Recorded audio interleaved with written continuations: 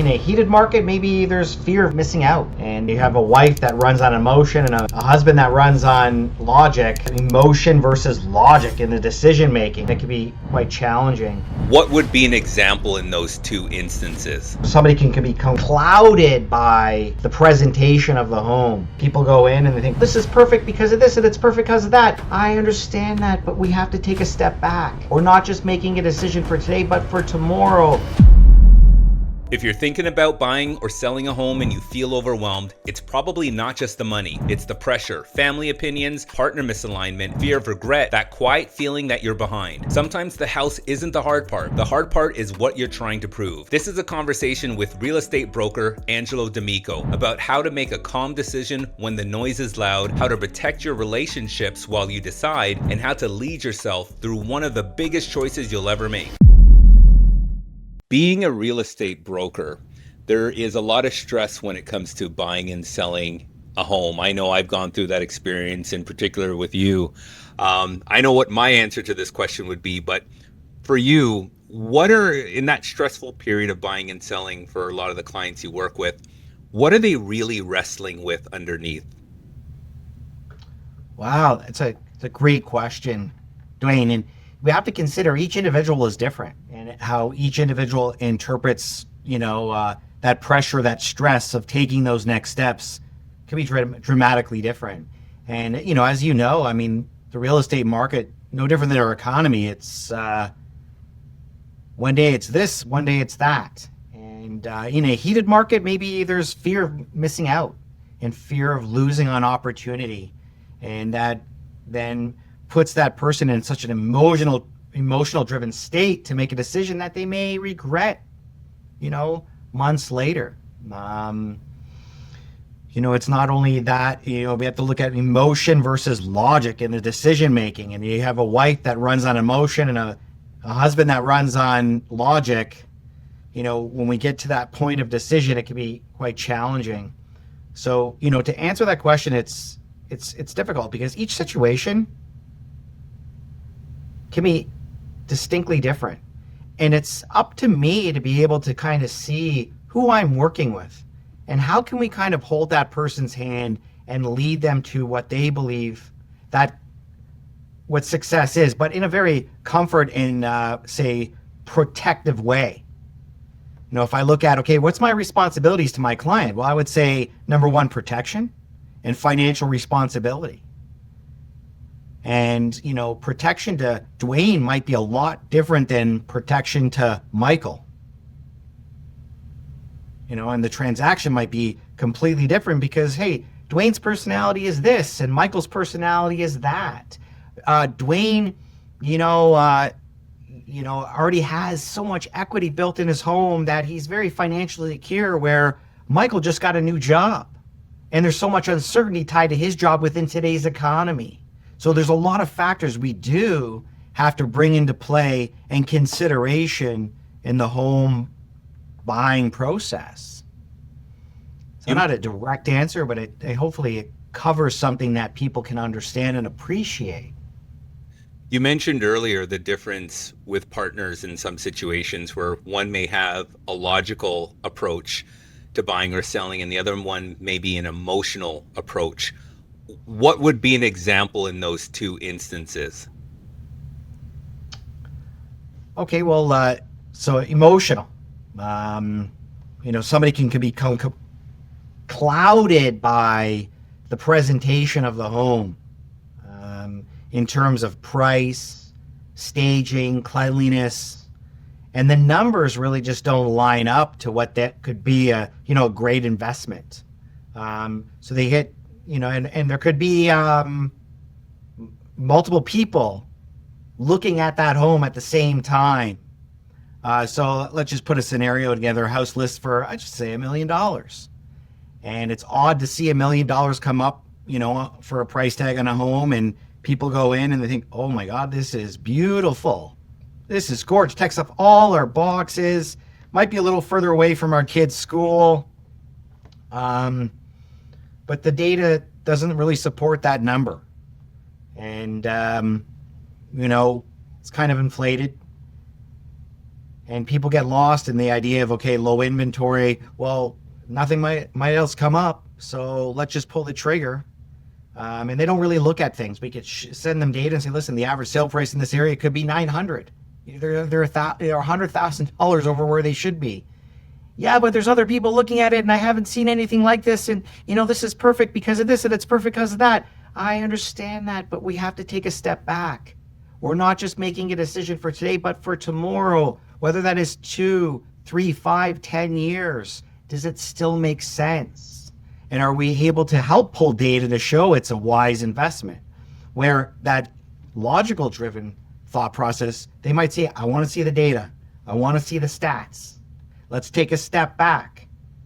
Let's see how that market's been performing in the last 5 years, or maybe even 10, and how we can kind of have, some, how can we speculate to the future from a financial gain, per se? I mean, I could probably jump into a lot, but it's typically it's just fear, I think, drives that emotional decision that just doesn't help a lot of people. And we see it today. I mean, it happened during COVID, unfortunately, where a lot of people just put themselves into purchases that they just couldn't sustain, couldn't afford. And the market's rebound now, and some poor people are, in very difficult situation because it wasn't logically thought out. They were short-sighted. And hey, I could tell you this, those years, some of real estate professionals, whether it's in the US or in Canada, had their biggest sales or biggest years in gross income. My wife and I had our lowest because we just didn't think it was right for someone to go buy a house that was valued at $800,000 yesterday, and all of a sudden it was worth $1.1 million today. Like, where are we going? And we have to consider, sure, you can borrow money at a very discounted rate, but what happens if that rate goes up 1%? What's that look to your financial position? And we kind of broke all these numbers down. And we talked a lot of people out of doing things that they shouldn't have done. And guess what? At the end of the day, they won. They won. And that's us putting our client first. That goes back to us. Our business model is this: financial responsibility and protection, not our pocketbook. Sales, it's like, hey, go, sell, push. I just had this conversation with, I had to buy a new car. And it's, a car and a home could be, on average, between the US and the States, the biggest purchase, amount-wise, that someone might take on in their life and be the biggest part of their overall investment in their portfolio themselves. Like, a lot of people just spend a lot of money on their cars, and a lot of people spend a lot of money on their homes and nothing else. And I said, it's funny to the guy at the dealership. I said, we help people make the right decision and two of the biggest financial commitments they have in life. So knowing your clients, Angelo, you mentioned something with regards to the dichotomy between the partners in situations where there are partners looking for a new home, selling or buying. One is logical, one is emotional, and you broke that down really well in terms of what each of those look like. What would you say to couples right now that are in that exact situation where one's thinking more logical, one's thinking more emotional? What we try to do to prepare our clients in the buying or selling process is we send each of them in separate emails questions. So the way, like, say for instance, I sent it to, we pick Mike and Sandra. So I send Mike and Sandra 5 questions that I want them to answer on their own with no, say, discussion, real thought, but what kind of strikes them first in terms of wanting to give us an answer. And from those answers, we usually get, a good idea of how and what they're looking for, or how they're proceeding to, roll in their decision making relating to such a purchase. And then what we do is get those answers, but then as a group, we sit down and talk about them out loud. And then, those, it's not like we're creating conflict, but we're creating awareness, openness, that I know how Mike and Sandra feels, but Mike and Sandra knows that Angelo understands both sides of the fence here, and we're open conversation. And it's, it's just kind of putting that out in the open and discussing how, okay, by your answers, Mike and Sandra, this is how I feel we have to kind of take next steps. And after this showing, or after that showing, or after you had time to think about these homes, you know what, your decisions on them might be different, but for us to get together and to speak of them, taking consideration those answers to those initial questions could help us make a wiser decision, or, steer the ship in the right direction. Hope that makes sense.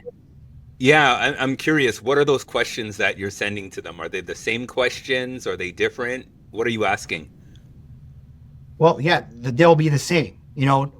Like the thing is this, now it depends on the process. Are they buying or are they selling? If they're selling, and it's, it's the same but different when someone's selling a home and selling, buying a home. So we kind of gear those questions towards that side of the real estate process, whether it's buy or sell, right? So if it's selling, what's important for them to see, in terms of what's important for them to consider in an offer, what type of, say, conversations or what level of communication do they want to have with me during this process, or with themselves? With the buying process, it could be a little more obviously specific in terms of, okay, if you're looking at the type of home, the area itself, area influences, whether that's school, distance to work, type of community. There's a lot of factors, because, the husband might not, have a problem, commuting an hour to work, but the husband might think, I got to be 10 minutes away from my mom's house just in case I got to go help her. And the woman might say, well, you know what? I got to be close to the kid's school, and I really don't care to be close to your mom's house because I really don't like her, right? But how do we come to a point where we respect everyone's position, but, help them guide to a level of compromise, if that needs be?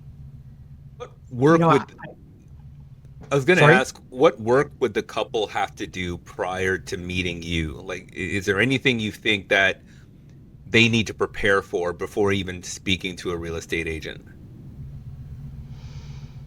Well, before speaking to a real estate agent, I think it's them understanding their financial well-being. Whether that's, with a financial planner or a mortgage professional, kind of dissecting their opportunity financially to be in whatever market that may be. No different than me, breaking down my car purchase between, okay, type of car, fuel efficiency, insurance, all those factors go in, type of fuel. I mean, geez, I can go on. It all affects the bottom line and that investment I take in that automobile, resale value. So I'm trying to make a wise decision. And then, I look at my financial well-being, not my disposable income, but a car is a necessary part of my business. So it's a business expense on my end. It's not just something I need. I I mean, so to get around to go grocery shopping, it's something I use. It's a big component of my time and my business and my performance of my business. So no different than when you're looking at a house. It's like, okay, well, how much can we actually afford? And at the end of the day, how much do we have left? And what can we do with that? A lot of people, you know, Dwayne, I want you to appreciate something. You know, we meet people and they go to their mortgage professional and they're like, yeah, you're approved up to $800,000 for a mortgage. And they'll max that right out. They'll just max it right out. It's like, well, just because you have $100,000 doesn't mean you have to spend $100,000, right? Yeah, Like, yeah. you know, but that's the number one thing I would suggest people to do is really know how do you fit into this puzzle financially? And then you have to consider, just because, hey, I'm approved for a mortgage of $800,000, you know, with equity pulling forward and because of the market, that pulls me into a home around 1.2. Okay. So when we look at 1.2, what do the taxes look like in that neighborhood? You know, where are all my other expenses coming from attached to that home? You know, can I put together a plan, 3 years, 5 years, 10 years, upkeep of the house? A lot of people don't even consider that, you know? Oh, geez, all of a sudden I have to redo the roof. It's $15,000. Where's that money coming from? You know, do we just keep pulling out of equity and driving our mortgage to be, where it was and where it will be, and it just stays the same and nobody ever gets ahead? You know, there's a lot of factors to consider, but like, again, it goes back to us saying financial responsibility. How could we put somebody in a position to make them understand, hey, okay, if you want to jump in the market today, this is what it's going to look like. And for you, these are the areas that you can probably shop in, and this is what you can expect in return. If not, let's just kind of hold tight and put a plan together that, maybe allows you to move into a different area maybe another year from now. Who knows? What's interesting is a lot of the things that you're saying right now don't sound like things that are necessarily unique to only real estate brokers. So where did that come from for you, your ability to understand these traits and these habits, these behaviors, these things you need to do? Well, that's a good question. I think it's, a big part of that is, alignment, in terms of relationship. And like, I'm always one to seek out relationship that lifts me, that inspires me, that teaches me, that allows me to grow, that allows me to kind of understand, how can I take this information and gain from it? So maybe it's a little part of my upbringing. My dad was a pretty frugal man and pretty responsible when it came to how he managed his money and how he took care of his family and his finances. Coming into real estate, as a career and aligning myself with the right professionals, whether that's a lawyer or, a mortgage professional, what's their interpretation of the business? And, what does that look like in their lives too? Like, the one mortgage broker I do most of my business with, get very similar to my dad, very frugal, very responsible, but very smart with his ideas and way of thought and thinking. He probably can afford to drive this car, but he doesn't. He probably can afford to live in this house, but he doesn't. He probably can afford to eat at that restaurant, but he doesn't.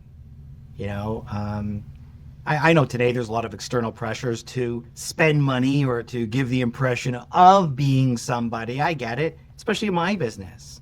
I've heard a lot of times, well, if you don't drive this type of car, you might not get that type of client. Or if you don't dress this certain way, you might not be perceived to be successful. If you don't wear a certain type of watch, some people aren't going to think that, you make a lot of money, and I'm like, oh God, this is, but how do you relay those thoughts to people? Like, does this really matter?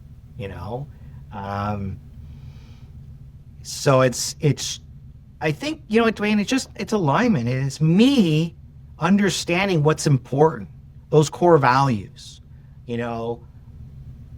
What do I want to hear? What do I want to surround myself with? I don't want to surround myself with someone that's very, or someone that's driven by material, you know, they're very materialistic, or someone that's very, like, again, you talked about these answers, these questions that you sent me relating to, the NHL. It's like, okay, well, how do we get to know and appreciate someone for who they are, not what they are? So at the end of the day, it's like, hey, yeah, I might not live in as big a house as you, but all my ducks are in a row. And we live a very comfortable and happy, happy life, that I have peace of mind, right? Where I'm doing it for myself, my family, not for the perception of others. Like it's, I had a friend that moved to Southeast Oakville, Dwayne. So I know a lot of people know it's a very affluent area, one of the most affluent areas in Canada. And he's like, it was just exhausting. It was like we're keeping up with the Joneses. And he would tell me these stories. And I'm telling you, it was the demise of his relationship with his wife. His wife just felt like they were always competing and trying to be one up on someone else, and he couldn't do it. And the relationship just imploded. Terrible. What's the root of that? Money. The perception of money. I wouldn't say he was driven to debt, but he was driven to make decisions that didn't allow him for prosperity, growth, comfort, peace of mind, etc. Because they're always trying to prove to someone else, but not prove to themselves what happiness or what wealth really is. Kind of don't know if I answered that question, but hopefully Well, you made me think of another question, which is how much, when couples overextend themselves to buy a home, does that impact the relationship? Yes.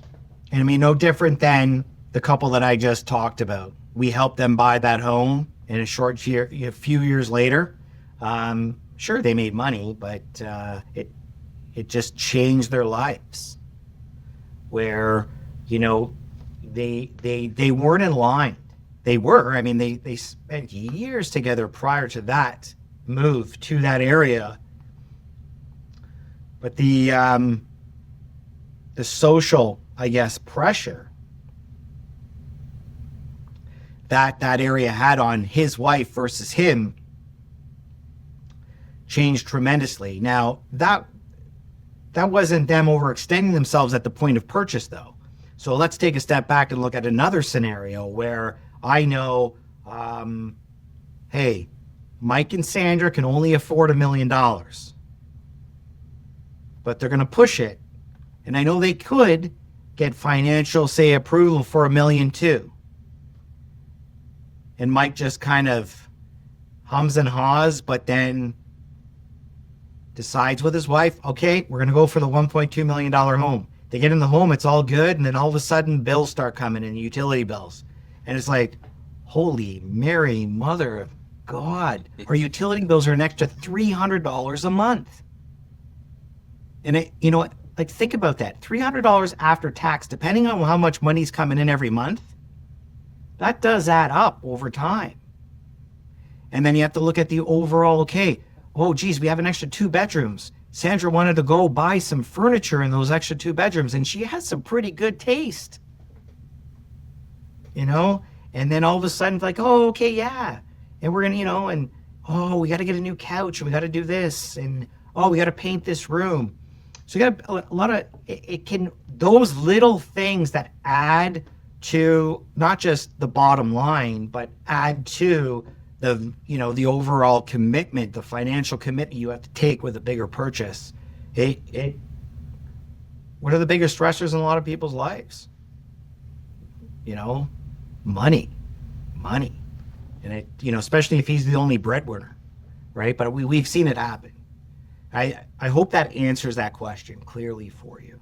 Yeah, and it makes me wonder, do you think social perception, keeping up with the Joneses, Is that the number one reason why people put themselves in these financial situations with these bigger than needed homes? You know, I think in a lot of cases, yes. A lot of people are just so worried about what other people think other than themselves. And, it's interesting. We've talked about this, like, my team and our business model. We don't attract a lot of people like that. We don't work with a lot of superficial, driven decision makers. We don't have a lot of people that, how'd you afford that car? Or what are you looking at? Or like, but I know, like, especially in my office here in, where we are in South Mississauga, I know a lot of people I work with, majority of their clients are very superficial. They are. It's a keeping up with the Joneses world. It's like a competition. And hey, some of these people are financially, well off enough to do so, but it's exhausting. But it's, there's a lot of decision making in the real estate world that I think it's very irresponsible to, people's bottom line. I think about that a lot in terms of that perception that you want to create for others. And it happens in so many different areas of our lives. The way we dress, like you mentioned, the car we drive, the way we act, the people we want to hang around with. We all look at them as being an extension of our identity. And you talked a lot about alignment. And that has been something that has been true to one of your principles, which is identity before outcome. And when you think about the outcome, all those things you mentioned before are outcome things. They're things like, the car, the home, these are all outcomes. And it feels as though there's something that in some cases, some people are trying to protect when they buy these homes or decide not to do a more modest home. There's an identity there, misalignment that they're trying to, I guess, in some ways overcompensate for. And everybody has their own unique reasons. Like you mentioned, growing up, you were frugal because that's how those closest to you lived and managed money. So it became this instilled kind of behavior in you and this habit that you've now brought up, which obviously goes into the work that you do and the type of clients that you attract. And I really admire that because it seems as though, based on your own experience, that your outcomes now are really rooted in alignment with your identity. So I want you to take people back in terms of your identity, because you were not always a real estate broker. You were also a hockey referee, and that's a huge pivot. Talk about that transition. Like how was that transition going from a hockey referee going to, a real estate broker, and what was that bridge that you had to cross in changing that identity, and what were some of the challenges and obstacles? Yeah, that's a big question to answer. It's so as you said, I had a career in hockey as not a referee, but a linesman, a sort of official. And I was blessed enough to be on, the world's biggest stage in the NHL. And, working to get to that point, there's a lot of time, there's a lot of effort, a lot of commitment. And it with that, especially where I was emotionally at that time, that commitment, that drive, the hunger that I had, that's who I became. I wasn't Angelo, the aspiring NHL official, who's going to become a real estate agent in the future. No, I was going to become an NHL official, and that was going to be me and who I was for a big part of my life until retirement. So it shaped a lot of who I was, who I became. And one of the things I answered in the questions that you gave me, it's, it was what I did, but it wasn't who I was. And I saw that big thing. Like when I got into the NHL, I'm going to fast forward, I accomplished that goal and it was great. There's not a day that goes by that I don't miss that job. Because I was so confident in that space. I was so skilled at it that I felt so comfortable and confident in that arena, and I could do well and perform, and and I felt success from the inside. It was pretty rewarding, but it got to a point where shaped my identity. Hey, who's Angelo? Well, I'm a hockey linesman. No, who's Angelo? Well, yeah, I work in the NHL. I'm a hockey official. No, that's not the question. Who is Angelo? And it got to a point where I'm like, I don't know who Angelo is. Like, I really don't know who he is. And, it took me a while at a young age to understand that. But it did allow me, I can tell you this, but going into that position and leading up to that, I wasn't arrogant. I wasn't cocky. I wasn't conceited. And, I didn't walk around thinking, hey, look at me. I'm more successful than you. Or I'm not really sure how to kind of place that into, words right now. But it truly became a big part of my life. And when I left hockey, going back, it shaped a big part of my identity. And it was hard for me to transition out of that until I was able to connect with a local, he wasn't a psychologist, but it was a company that actually worked with, not a company, but it was just one guy. He worked with athletes transitioning from sport back to life. And he, through a series of,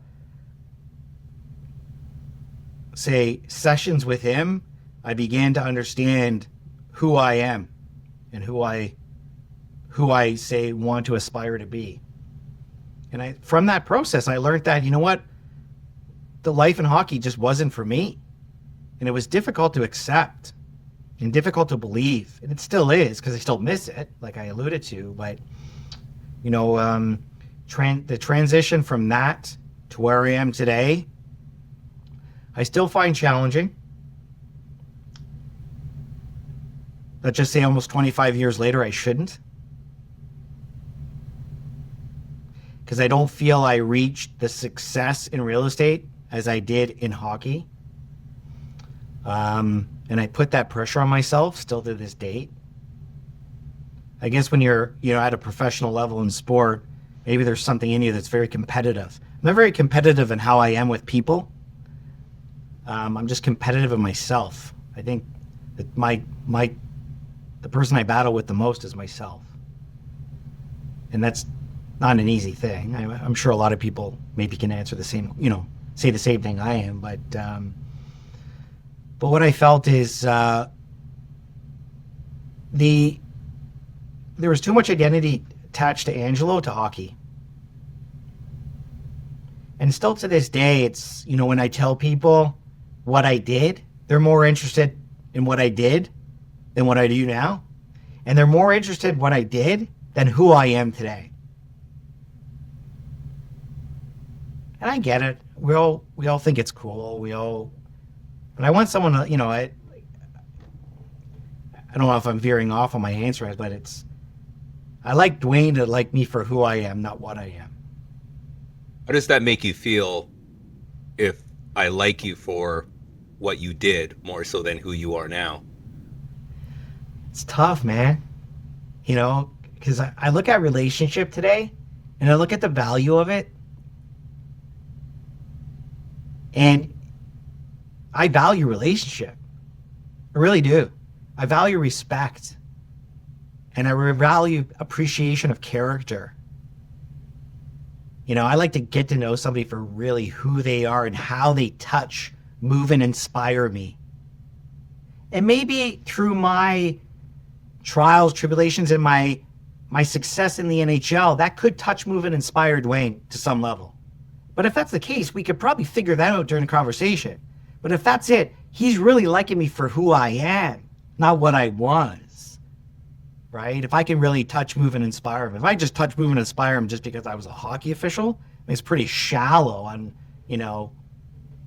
what someone could admire about somebody. You can admire me because of my accomplishment, sure. But just because I was so successful in that space doesn't mean I'm any better than anybody else. Where I have more to offer, when it comes to impact in someone's, say, position in life or growth or happiness. But hey, at the end of the day, I shied away from answering that question. Hey, what do you do? Or what's your name? Because as soon as I told people my last name, they knew exactly what who I was and what I did.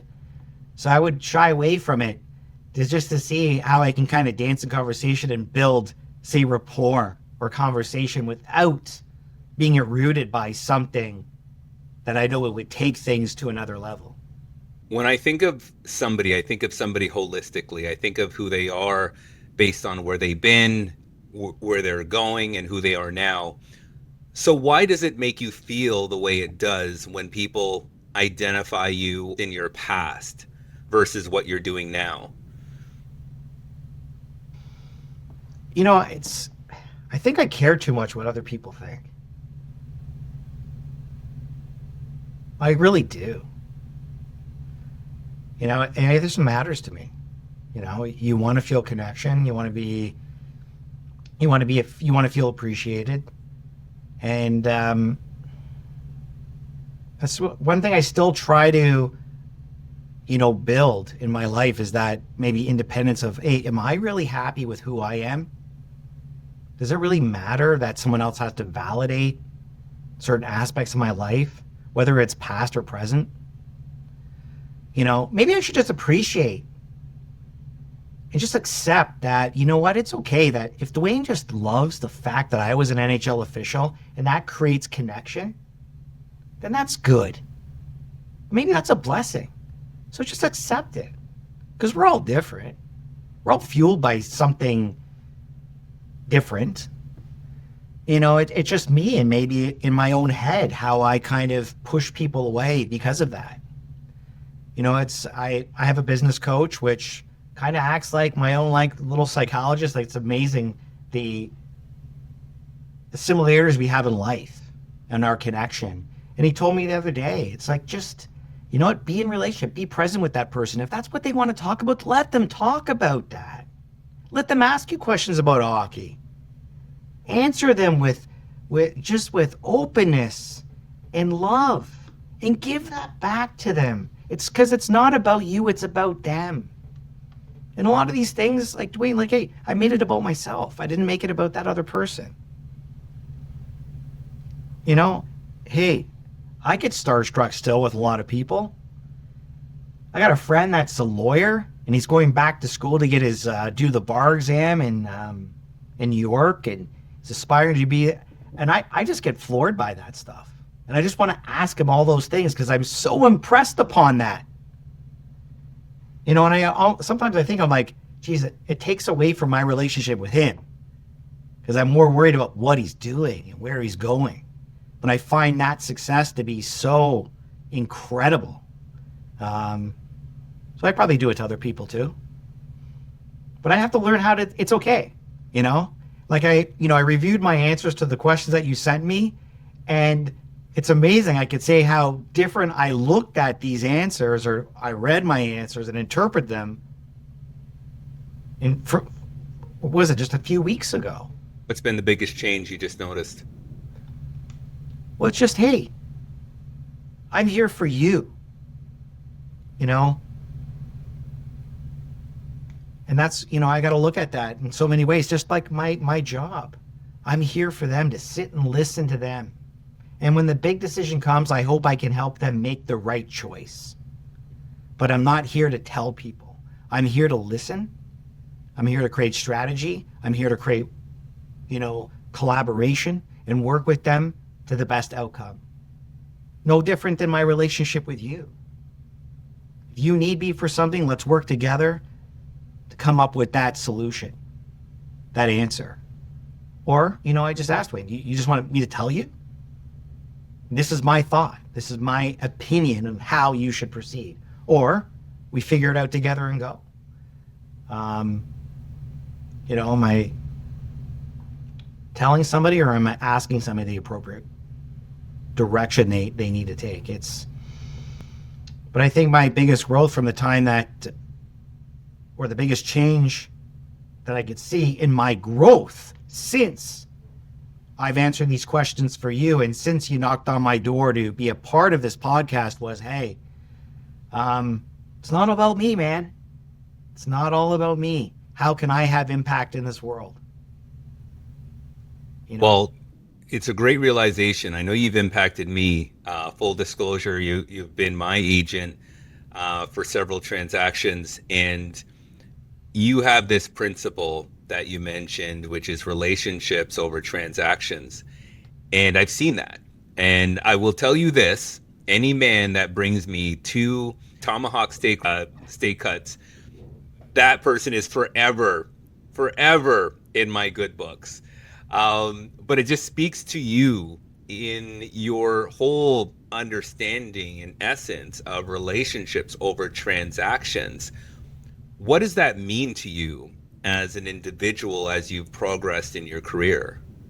I think it means a lot. I mean, I think it's priceless. If I can do, listen, it could be steaks. It could just be me, us going to a Raptors game. It could be the smallest little thing. What can we learn about each other that could just make a difference for each other or for someone's life? It could be I do something for,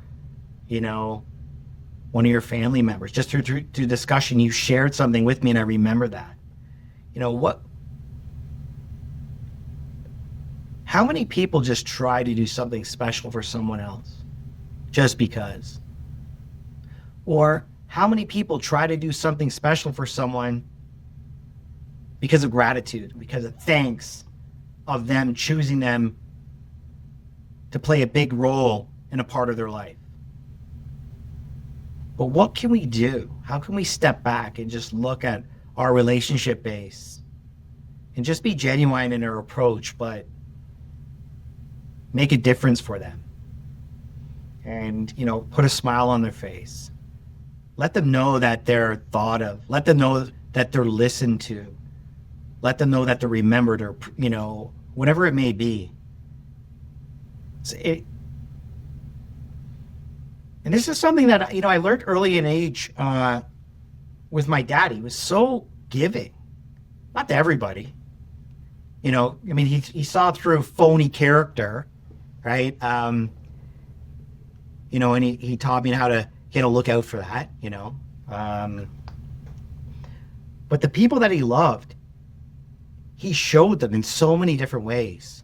I wonder how much vulnerability you get from buyers, and in that vulnerability, or sellers, and in that vulnerability, when they are panicking, what are they exposing to you? What are they sharing with you that they're most afraid of when it comes to that transaction? What are you seeing and what are you hearing them say? We look at the connection we can try to make with that individual.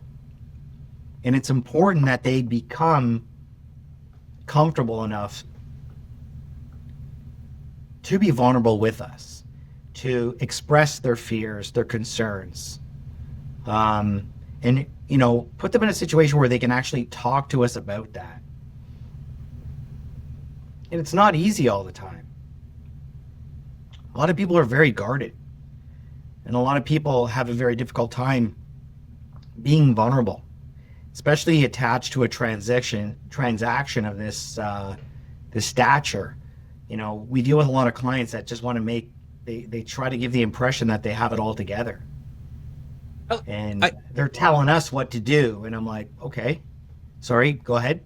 I have to ask, how does that happen though? Because I feel like when you're working with a real estate agent, you're very exposed. Your financials are out there, and your financials tell a story of who you are and what matters to you most, etc. So how are they building a wall with you when you already have so much information? I'm trying to understand that.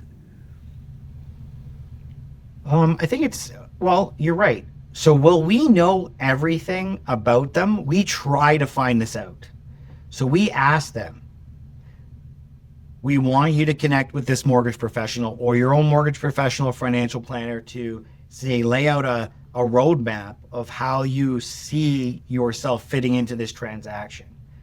However, the more you can share with us and the more in our dynamic we can create a relationship with that person, we believe the faster we can get you to the result or to the win that we want to see you in. And some people allow us to jump into that. And some people saying it's like none of your business. A lot of people are just very protective, or they're worried about our thought process. Like, I can understand a lot of people carry debt. It's like everybody's, well, I don't want to say everybody's got it, but I can guarantee you like 95% of the clients that I deal with probably do, right? They might be embarrassed of it. So what? You know, but the more we understand and the more vulnerable someone could be in that space, the better we can kind of lead them to success. But it's, a lot of people become guarded, Dwayne. And a lot of people kind of... Why? Why? I think they're scared just of opinion, you know, perception. You know, a lot of people just want to be perceived to be very successful, very financially well off or well-to-do. Have you ever been in a conversation or a situation where you had a client like that and you were able to get them to pause or walk away and not fall into fulfilling that perception of success? Yeah, in a lot of cases. I have one to this day where, geez, I can get him on the podcast. He'd probably love to share it. You know, they're a retired couple. They own their home. Do they live in a bigger home than they need with a heck of a lot more responsibility than they can handle? Yeah. Can they manage their day-to-days comfortably? Yeah. But we're allowed, you know, we've showed them that if you sell and you buy here, how does that benefit your life? You know? And through a series of conversations, he's like, you know what, you're right. Like, why do I need to do this to get that? Just because of, like, I don't know if I'm answering this question properly, but we try to take we don't want to be short-sighted in our ideas. We want to make sure that people understand that sometimes buying a bigger home might bring you, you know, short-term happiness, but long-term pain.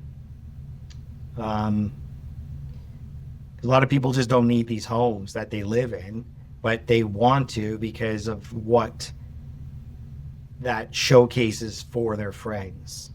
And we've dealt with this. Yeah, well, so-and-so just bought this house and so-and-so just bought that car. Like, you know, but like, so what? Is that going to reshape your relationship with them if you don't do that as well? You know, and then we try to break down their finances and say, okay, well, you're going to come up with an extra $3,000 after taxes every month just to sustain this life, so you can say, hey, look at me, I'm cool, right? Could have put that $3,000 into your investment portfolio and lived a better after, you know, a life after retirement. I don't know. So what would you say then, now you got me thinking, what would be the best reasons to purchase or sell your home? Okay, so I'll use me as an example, okay? and I know you know this. So my wife and I, before we were married, I had a son. She had two. Before we were married, my wife owned a home. I sold mine. So I wasn't living with her full time right before we were married, but she had a house. And we looked at where it was in relation to what we liked and enjoyed to do. We looked at it where it was in relation to where the kids go to school, where our office was, etc. And then we thought to ourselves, like, okay, we know the expense tied to it, and we have this house, a detached house, and it comes with a big front yard and big backyard. That's like, no one ever goes in the backyard. No one's playing like basketball or street hockey on the driveway. The only person that cuts the grass is me. There's like 3 rooms in the home that never get used. So like, what are we doing? So at a time where we got married back, a little while back, we decided to sell that house and downsize. And a lot of people at our age don't do that. We downsized to a townhouse. Now it's a pretty big townhouse, but we downsized to just complement the space we needed. But we moved into an area that gave us more walkability, and it brought us towards that type of life that we wanted. Accessible to things that make us happy, things that we're interested in. But in most cases, we see people do the opposite. But we could say we use our whole home effectively on a day-to-day basis. So we're not heating a room or cooling a room in the summer that no one ever steps in. I don't have to wait. I don't have to invest 2 hours a week into outside landscaping. So I have more time for my family, more time for myself, more time for my job. You know what? Our kids don't need the greater space. I mean, we still have a rec room that I'm the only one that goes into. Like kids don't go. So it's like, we have to look at, what's important. A lot of people don't look at that. Do you really need a 4-bedroom house? Well, I have my parents come over once a year at Christmas. Tell them to go get a hotel, or tell them to sleep in your room and go sleep in the basement. Or we need a bigger dining room because we have people over for Thanksgiving, Easter. What? Like a lot of people make these decisions. They wait for a bigger home because of entertainment, or the idea that Dwayne's coming over to sleep over on my birthday once a year. It's like, what? What are we doing? Yeah, we sacrifice space, man. But I tell you, at the end of the day, we're happier. And now we have more accessible income if we want to invest in, hey, taking a trip, or helping our kid out for university, or, investing more into our business. But that was a decision. And we're still looking at the idea of downsizing to a condo or a loft in Toronto, downtown Toronto, where we both grew up in Toronto. We want to think, what? Hey, we're not downsizing or shifting our life. We're going to a lifestyle that is complementary to who we are and how we want to kind of evolve in our life into these next years, and what's happy to, what makes us happy. A lot of people don't make those decisions like that in real estate. They don't. Do you believe if couples don't have this conversation of what you need versus what you want, do you think that's going to be trouble down the road? 100%, man. Yeah. Like the wants versus needs. Like, I get you want that, but do you need it? Like, let's just take a step back. I get it. Like, hey, I'm a part of a board that we own some properties, and we're building a property in Etobicoke. And we met with an interior designer yesterday on finishes. And I'm just going to use this as an example. 1 bathroom, she priced out at $100,000. It was gorgeous. But do we need a $100,000 bathroom in this facility for this group of people? No. Do we need, and a big part of that was the toilets, the type of toilets. Sure, I love those type of toilets, but are they best application? Yes, I want them, but do we need them? Absolutely not. So we can make a compromise and save, I'm not even kidding you, $20,000 on toilets alone, bringing that project down to $80,000 without even blinking an eye, because we can understand the difference between wants and needs, and looking at that not just short term but long term, right? It's a little different than looking at a house with a young couple. We don't like these appliances. They're stainless steel. We want black. I'm like, yeah, but they're brand new. Yeah, but I don't care. Yeah, okay. So we're not going to negotiate with the seller, $5,000 based on the idea that you need new appliances. There's nothing wrong with them. So that's a want versus a need. You want them. You don't need new appliances, right? It's just, no different than, hey, Dwayne looks at a house and he's like, oh my God, they just painted? It's freshly painted? Who would paint their foyer and their dining room pink? Well, these people did, and they sure love it. Yeah, but now I need to paint everywhere. No, dude, you don't need to paint. It's brand new paint. You just want to paint. But if there's holes in the wall, you need to paint, right? So we try to, we can really walk people through the decision making. Hey, my decision making for my truck. I got what I needed, but did I get what I want? No, I wanted another car, but I didn't need it. I didn't need it. And it was a hard decision, but you have to look at that and break it down. And what's that look like? And I broke it down financially, and I broke it down functionally as well. Sure, it'd be cool to drive around in this truck, but do I need all that space? No. Do I need to take on the extra expense on gas? No. Oh my God, it's $200 a month for insurance alone? Is that smart? No. But I want it, but I don't need it, right? It was still challenging. It's still challenging for a lot of people. They don't care. They just want what they want, So there's a lot of things to consider there. And I wonder, how do you, as you get older, Angelo, these are things that you probably have better line of sight on.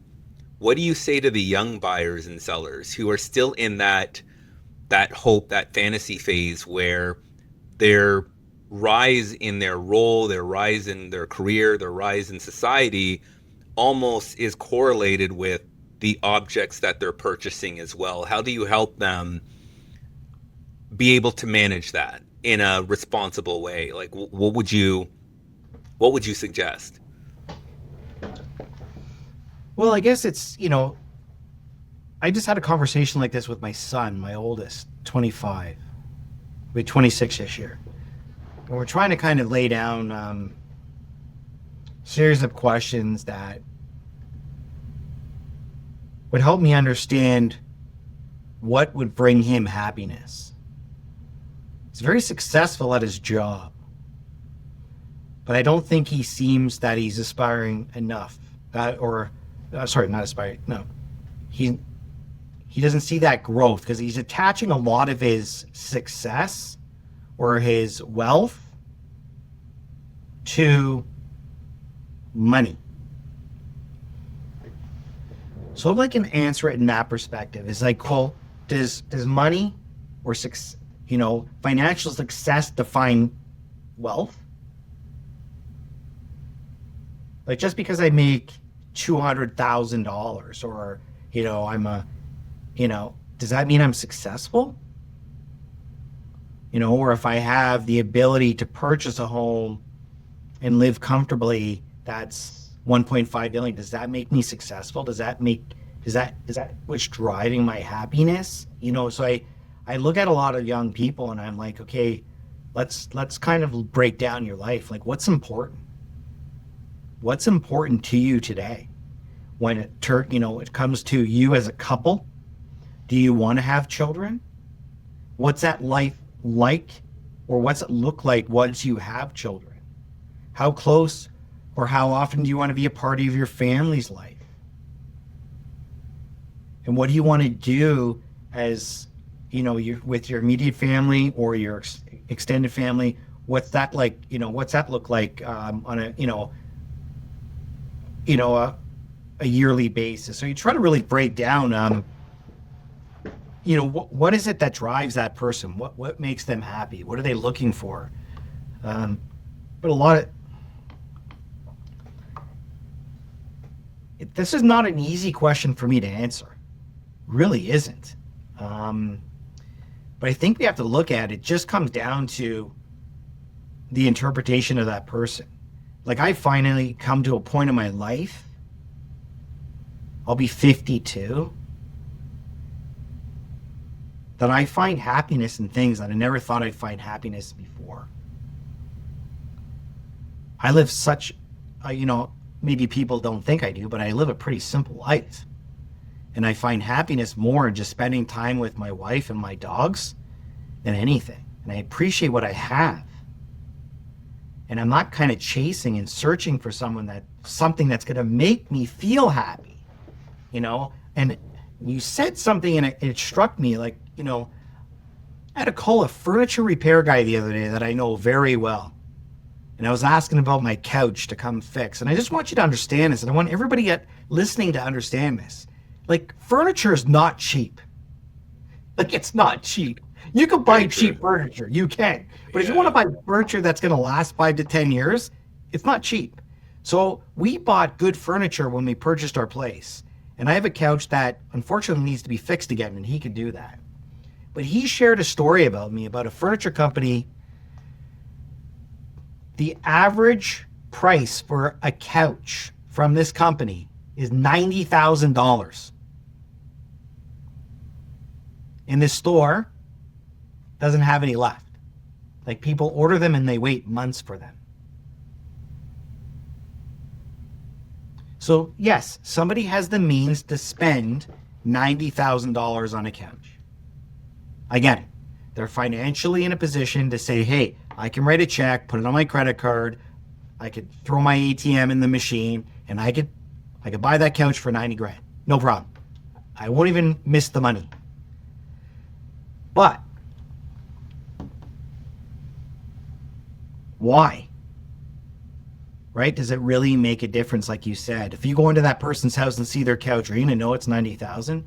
Or are you going to suddenly think, oh my God, I am so impressed with who you are and what you are?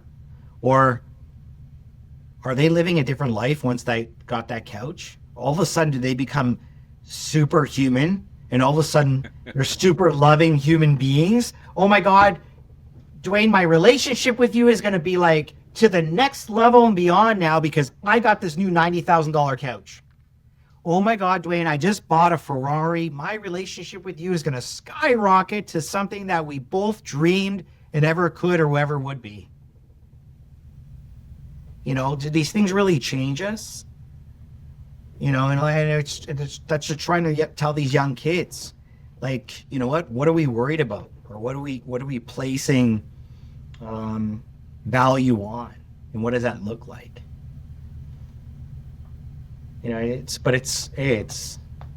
I guess it comes down to this. Like we started, is it who we are or what we are? Because at the end of the day, I could drive that Ferrari, I could have that $90,000 couch. But am I any different? Am I any better? Or how about this? I just was able to come to terms with